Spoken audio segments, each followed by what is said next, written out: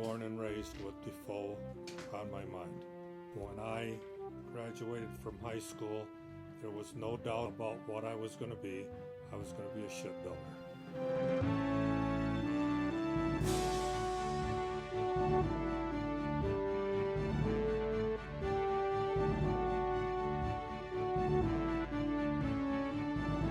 My name is Wayne Iyer. My dad was the general superintendent of Defoe Shipbuilding, and he was there from 1934 till the day of closing, and that was in 1978. The greatest thing about working for the shipyard was to build that ship. There was such a feeling of accomplishment when you got that thing done, and then they got it running. What made this all possible was the St. Lawrence Seaway. That allowed them to build that big of a ship at Defoe. We went St. Lawrence Seaway, then down the coast to Boston Naval Shipyard.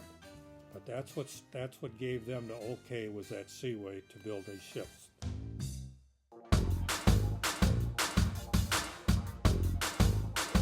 You could weld downhand a lot easier than overhead. So he took the ship and he made a strap, and it went around the ship, and they used a crane and they rolled that ship over so they could down weld. Then when it got all done, they rolled it back up and they put it on the assembly line, and then they moved the ship down, and in each stage they put together parts of the ship.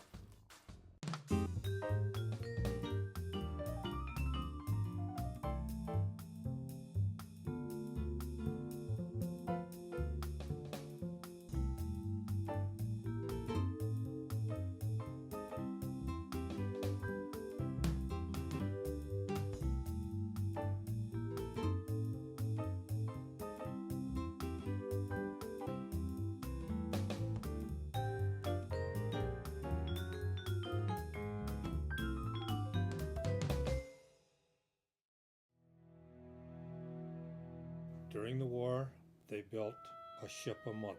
They sent a ship a month out, and mostly these ships were built to where they knew that they weren't coming back. These were small utility boats that they used in the Navy yards. In 1957, Harry Defoe got a contract to build 2 guided missile destroyers. They were called DDGs. They was 437 foot long. They had over 300 men on them. Oh, this was neat. The ship that found the Titanic was called the Nore, and we built that in Bay City. That was neat. When I seen that picture of that ship, and it was the one that found the Titanic, man, that was great, you know. Harry Defoe built yachts, and they were called the Blue Boats. And one of the Blue Boats was built for a president of the United States.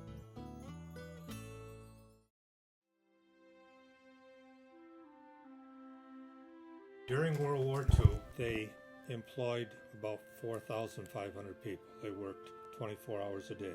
This is when the women came into the shop. In the summertime, if it got 110 degrees, they sent you home because it was too hot to weld. You could fry an egg on the deck of the ship. It was so hot. It was either hotter than hell or cold in the wintertime. We didn't have OSHA at that time. There was no rules for asbestos. Lots and lots of the people that worked there died from asbestosis.